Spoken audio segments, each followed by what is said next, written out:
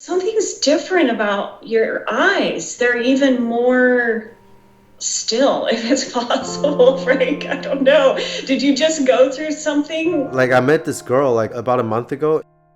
She was a catalyst for like a more of whatever this is already. And once in a while you meet someone where the deepening just like accelerates. I think most people will feel more awkward looking at each other in the eye in silence than having sex with a stranger. That's exactly. But that's so absurd, right?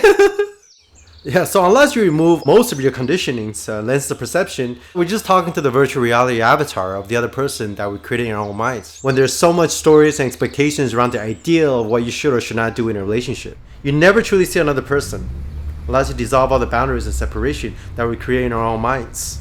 But even then, we're still conceiving the inconceivable.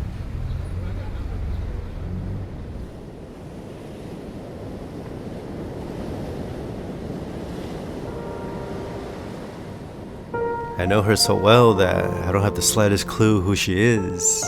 You might think the more time you spend with another person, the more ideas you have about him or her.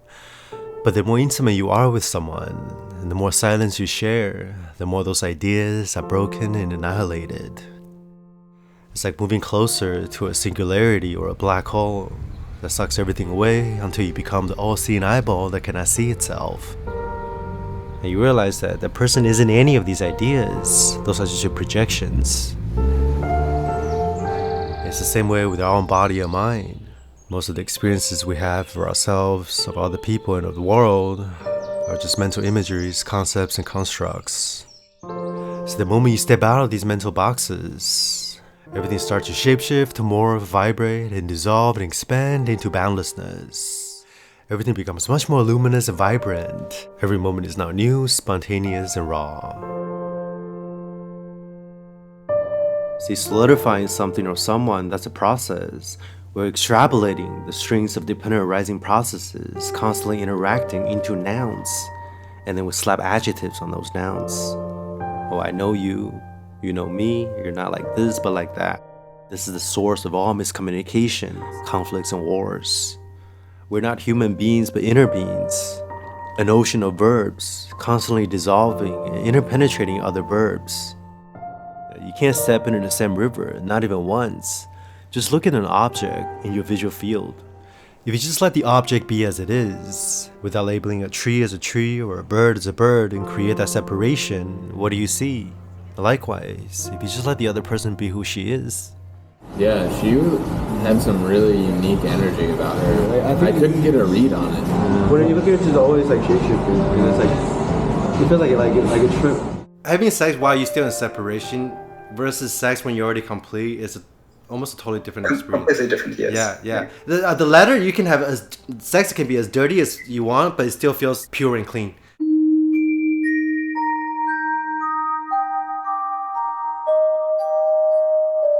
We are infinite reflections without a source or a mirror, dancing without movement or non-movement, without direction or non-direction.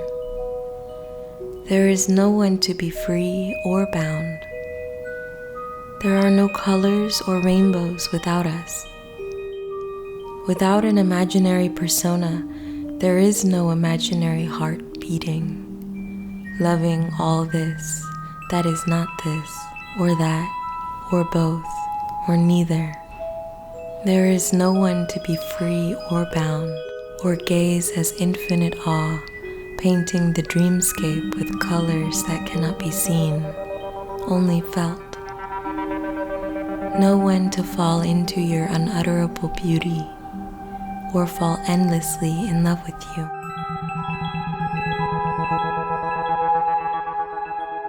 We're gonna get to the sex part later, but this is the part of the Tantra, so lube up and contemplate this not with the mind but with the heart.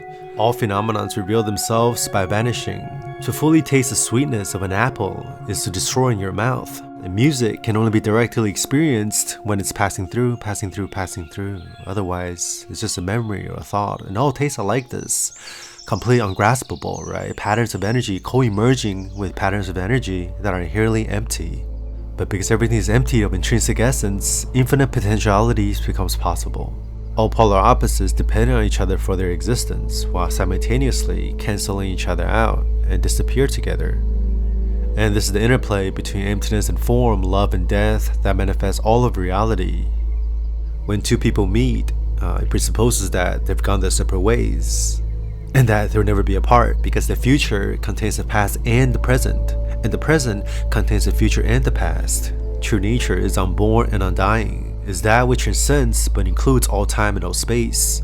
It's beyond coming and going, existence and non-existence, because that invisible line between being and non-being is being crossed at every instant. Everything's interpenetrating each other, yet nothing's touching. It's like being inside a VR. There is an experience, but nothing is truly happening. Everything is transforming into other things faster than the speed of light. Energy vibrating so rapidly that no quote-unquote thin ever truly arises, dwell, or ceases to be. You cannot grasp the point where things begin or end, right? And with this insight, you can enjoy all aspects of life without grasping.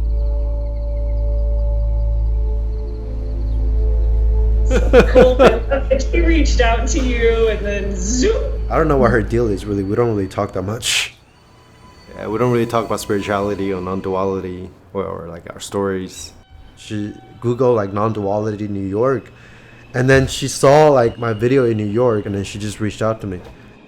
It felt like love at first sight with the capital L. There wasn't romance or attachment or labels.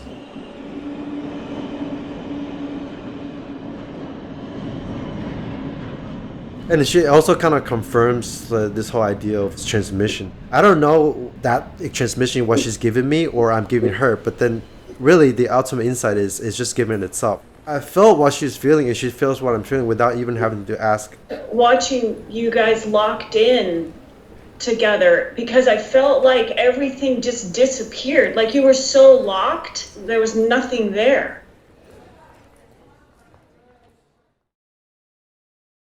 The first time we looked at each other's eyes, it feels like we've been doing it since the beginning of this time. And when I say we, it's not just our human body mind, it's something that's beyond the beyond. It feels like what I'm experiencing all the time. When another person is reflecting that off of you at such a deep level, it's almost like looking into a portal. But that portal is no different than whatever this is right now. It does seem like it would amplify in some... Amplification, but then it's just more of whatever this is already. There is no more shit, but the deepening continues. As Shante said, the mystery keeps getting deeper.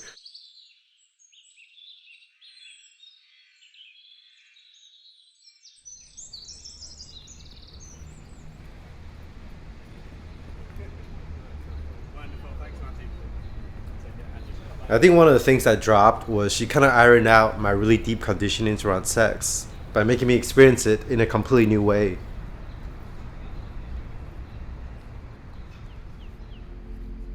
Many men report that when they're slow and sensitive, they can feel exactly what is happening within the vagina. The head of the penis is able to sense when and where the vaginal tissues are tight, hard, soft, receptive, defensive, relaxing, or melting. It may take some time until the vaginal tissues relax sufficiently to allow the man to continue the entry. The time it takes is the time it takes. There's no hurry and no place for speed when it comes to entering a woman's body.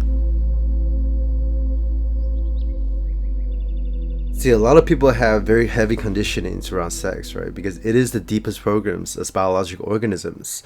But on top of that, I feel like there's a lot of identities formed around sex, whether that's playing the role of a hypersexual being or being perceived as masculine or feminine, dominant or submissive, or just having sex solely for the intention of getting laid to satisfy the ego. You know, sometimes it's not even about the sexual act itself, right? It's about the identities and the beliefs that build around sex. And another one is emotion, right? Guilt, shame, fear, and doubt. How am I performing? What does my partner think of me? If you don't dissolve these conditionings, you cannot experience sex fully because both partners will just be making love to the expectations and stories inside their heads. Another really deep conditioning is having sex solely for the intention or the expectation to ejaculate, but just by taking really deep breath, and syncing your breath with the partner and just slowing everything down, sometimes super slow, can really decondition the mind or heal some of the shadows you have around sex.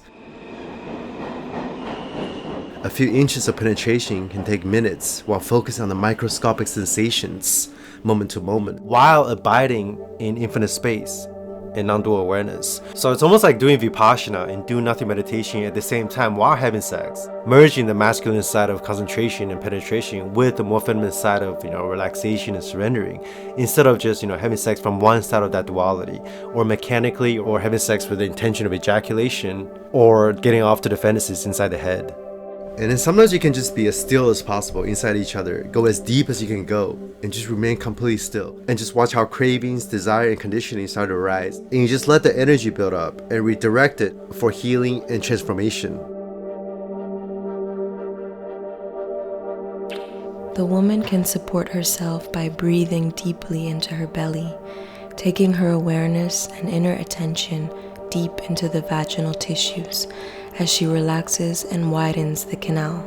As she does so, the vagina becomes more receptive and welcoming. A man will immediately perceive this internal invitation, a giving way or yielding in the tissues. Buried feelings can also come to the surface for release and expression, which is a significant aspect of healing. Slowness can transform into stillness and non-movement at any point in which discomfort is experienced, when the end of the canal is reached, or when the man has arrived as far as he can go. There should be no pushing into or pressure on the cervix. Pressure can be very painful for a woman, so man must take care to pull back a fraction of an inch until pain is not experienced, or that woman is able to relax and be open and receptive to the penis. Moments or minutes of stillness can be extended to hours if that is what both people wish.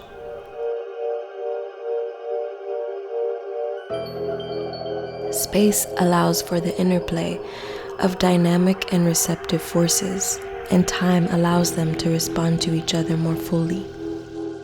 Sustain and stay with the stillness of the penetration before resuming movement. Man can hold or intentionally direct his awareness into the root or base of the penis, and also into the head, which is like a highly sensitive and powerful magnet. To support his dynamic qualities, man can imagine light energy emanating from the root of his penis. For women, move your attention from the clitoris into the tissues and muscles of the vaginal canal. Pause for a little bit to enjoy the now before moving on, and then, when you sense it's the right or fitting moment, continue onward or move very slowly. While you're paused, consciously take a breath into the belly.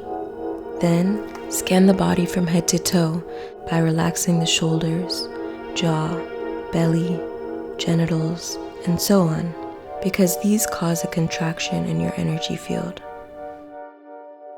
So you retain the semen by redirecting the ejaculation energy from the balls to the chest to the head throughout their entire body and all of your quote-unquote chakras and beyond, dissolving from solidity to liquid to mist to air. And each time you refrain from coming and go through the cycles of this cosmic microorbit over and over again, you're letting go of more conditionings while cleansing your entire nervous system by recharging and building up the body with more and more energy. It dissolves away even more traumas, tension, and solidity stored in the body, which in turn frees up even more energy in a continuous cycle of expansion and contraction, expansion, contraction. And when you're finally ready to ejaculate,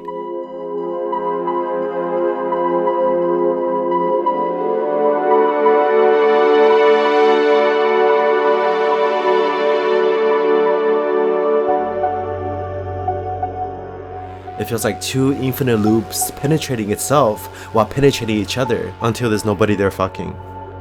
It's like you're prolonging the few seconds of orgasms in the genitals into the timelessness of fractals and fractals of a universe is fucking itself raw without a condom.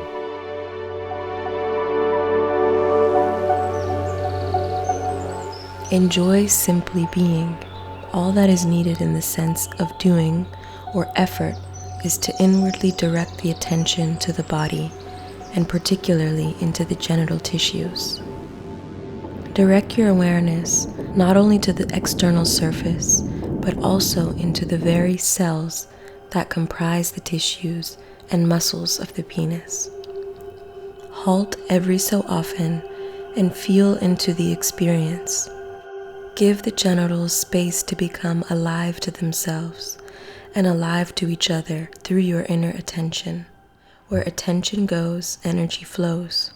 The genitals are now in position that makes inner sense to them, and the experience of new dimensions can become a reality. Slow movements can be repeated over and over again, although you will discover that each move feels unique. What you feel and how you feel changes on each and every occasion to establish a correspondence of genitals, and we put them in a position to behave according to the inherent polarities of receptive dynamic. And this is part of the awakening process, especially the cleaning up and the integration aspects of it. And this is the basis of the non-monistic practices of Tantra. You're transforming the most primal and biological programmings into the divine. Instead of resisting resistance, you work with it, like sprinting with a parachute. You're purifying the afflicted into wisdom by turning the conditionings on its own head as it dissolves itself into the unconditioned, transmutating the unwholesome into the wholesome, cravings into equanimity. Turning grasping and emotional affliction into a springboard to release the impurities into pristine consciousness and luminosity is one of the most powerful ways to realize that everything is the potentiality of Rigpa, your true nature. After non-duality, every single moment is Tantra. There's no choice but to integrate the unconscious aspects of your psyche into awake awareness until light and darkness merge as a singularity that manifests infinite possibilities. This path is about channeling the most powerful force in existence until you realize you've always been it. And what is the most dynamic and creative energy in nature? The sexual and the reproductive energy, right? So if you can redirect and transmutate that energy into all aspects of life, then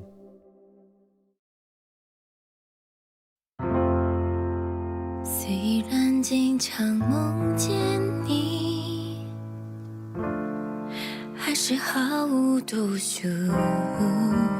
外面正在下着雨，今天是星期几 ，But I don't know 你去哪里。虽然不曾怀疑你，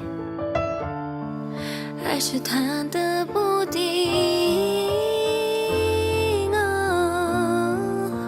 谁是你的那个唯一？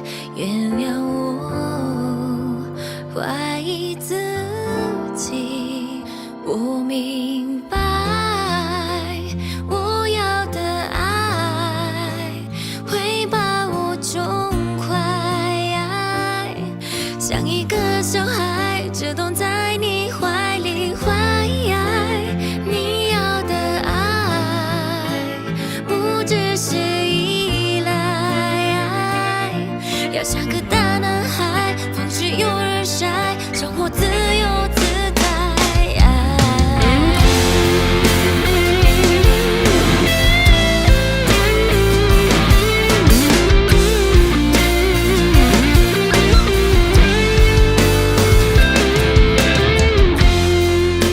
虽然不曾怀疑你，还是忐忑不定。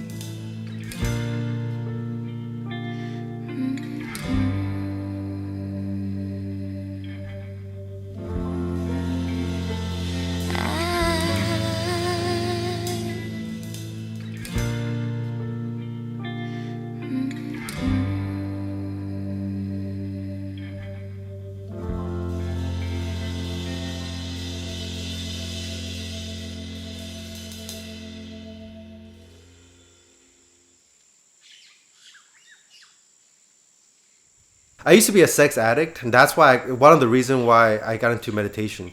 If I didn't have sex with a different woman every 2 weeks, I feel like my ego is dying, and I'll masturbate like 5 times a day. So before it was all about quantity, never quality. That was causing me a lot of suffering, and now it's like my sex drive has been the lowest in my whole life. Like I barely have any sex drive when I'm not having sex. But when I do have sex, it feels better than ever before because I'm totally present with that person or with that experience. And because there's no emotional pain in there. There's no attachment there, no emotional pain. Because the attachment and the clinging actually dulls the experience.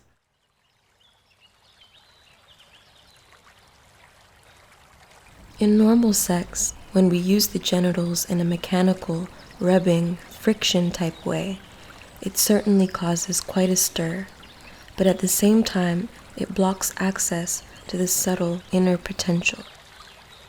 Through fast movement, the genitals get overheated and overcharged, finally finishing up in orgasm. Being slow and still allows a gently flowing, cool stream of vitality to arise between them.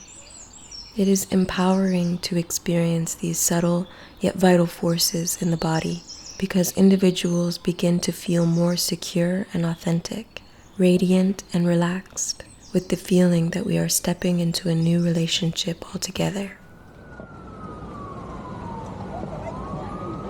So stillness and movement merge as one in non-duality. So the goal isn't about speed per se, right? It's about how much can you be in the unborn while having sex. And you have sex in this space, you can have sex in all kinds of ways. Fast, slow, wild, kinky. It's all about spontaneity. And the goal isn't to refrain from ejaculation either, because that can create its own conditionings. You don't want to be attached to the identity of a no-frabber. And because suppressing cravings with more cravings and stories can actually create more tensions and constrictions.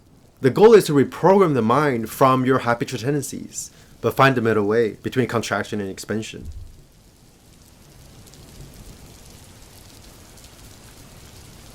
Sometimes you're having sex mindfully, and then you see that the cravings come up, contractions come up, solidarities come up. So you recognize, release, and relax. You observe and let go, and then go back to the object of your meditation, the raw sensation of sex, as well as the vast spaciousness. And what you come to realize is that the sexual act itself, at the purest level, is very, very different from craving. It doesn't have to have lust in there, right? Because those are just stories.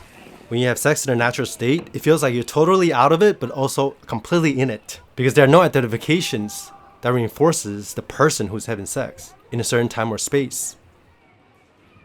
The deepest sex feels like non-sex, and it feels like an out-of-body experience. You're the entire room and beyond, just watching yourself and your partner like puppets.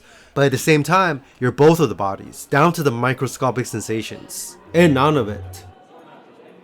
You're neither here, there, nor anywhere in between. Non-local sex, bro. And you just feel like you're coming the whole time. Actually, you go beyond the whole notion of coming and going. Absolutely. Yeah. During my sex addiction phase, I used to have a lot of one-night stands. And there will be a lot of cravings and expectations. Right? And then it gets in the way of the erection. But when you just let the body be the puppet, when it needs to have an erection, it will have an erection. When you have an erection, when you just let the body do its own thing through the course of least resistance, it's quote unquote beneficial for not just yourself, others, but for the whole universe, because you don't have resistance there. Yeah. And then you realize that the universe would not only choose the moment of erection for you, it would choose your partner for you. Before I had a lot of partners like you, like a lot of like low vibration sex, but now they just don't occur in my life anymore. And it's just old karmas. Each time you have like a kind of healing sex, you actually dissolves the previous karmas that has to do with sex. It's almost like you're using the object of your old craving to heal itself. Yes. Yeah. Absolutely. So that's same with the coming, the need to come. You're using the energy that you were craving to ejaculate to heal itself, to dissolve its own expectations and cravings. Yes. Sometimes there is an expectation for that too. So there is an expectation of no expectation, or the expectation of making this something more than it is. Yeah, when I was doing the tantric sex, I can physically feel like some old cravings, some old conditionings, karmas, like physically just fizzling out.